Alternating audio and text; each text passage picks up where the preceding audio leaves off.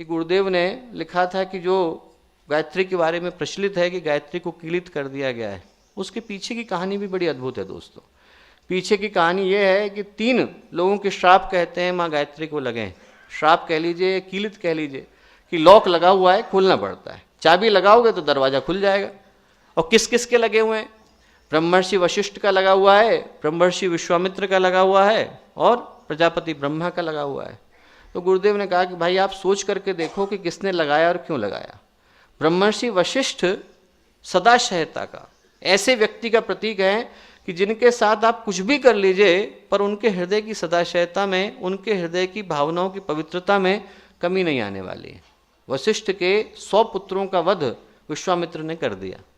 100 पुत्रों को ब्रह्मर्षि वशिष्ठ के मार दिया था, और उसके बावजूद विश्वामित्र को ब्रह्मर्षि की पदवी देने का काम ब्रह्मर्षि वशिष्ठ ने किया।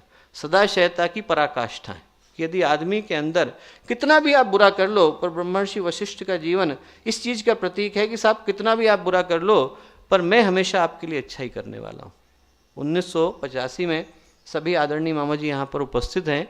बहुत मिशन के पूर्व के कार्यकर्ता थे, किसी कारणों से यहाँ से चले गए और जाने के बाद उनने दिल्ली में केस कर दिया। दिल्ली में रहने लगे, दिल्ली में जाकर के उनने केस किया।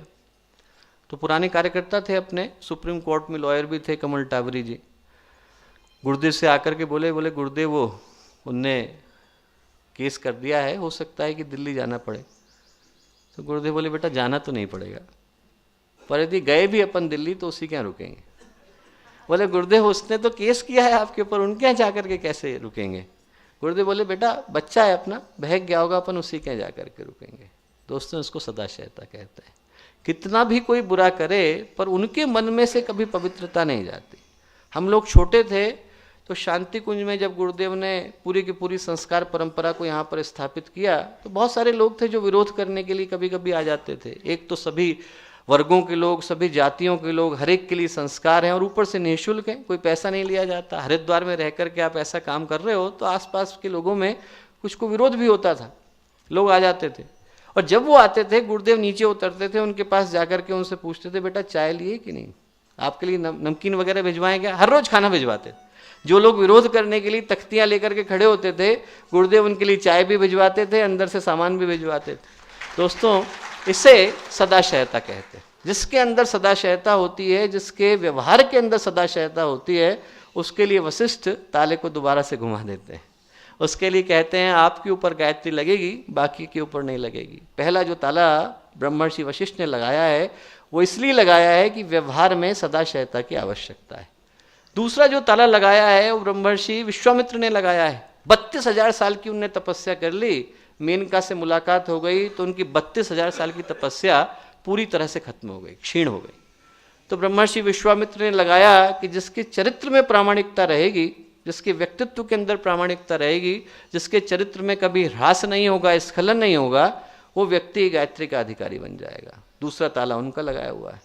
तीसरा जो ताला लगाया हुआ है दोस्तों वो प्रजापति ब्रह्मा का लगाया हुआ है। प्रजापति ब्रह्मा के मुंह से वेदों के मंत्र निकले, जिसका चिंतन ज्ञान की पराकाष्ठा पर पहुंच जाता है वो गायत्री का अधिकारी बन जाता है।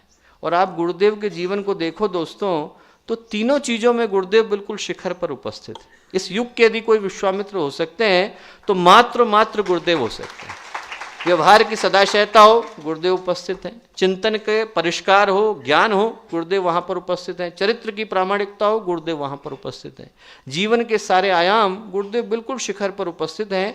और गुरुदेव ने इसीलिए, जो भी अंबेकर भाई साहब आपसे कह रहे थे साधना से सिद्धि, इसलिए गायत्री साधना तो है, पर जो सिद्धि गुरुदेव ने लेकर के दिखाई, जो वसीयत गुरुदेव हमारे लिए छोड़ करके गए, वो ये छोड़ करके गए कि हम में से हर एक को गायत्री साधना को अपनाने की आवश्यकता है, पर उसके साथ साथ चिंतन के परिष्कार को, चरित्र की प्रामाणिकता को, व्यवहार की सदाशयता को भी अपनाने की आवश्यकता है। जब ये दोनों चीज़ों का कॉम्बिनेशन जुड़ जाता है, ताले के साथ चाबी जुड़ जाती है, तो हम लोग उन सिद्धियों के अधिकारी बन जाते हैं जो गुरुदेव हमारे लिए छोड़ करके गए थे।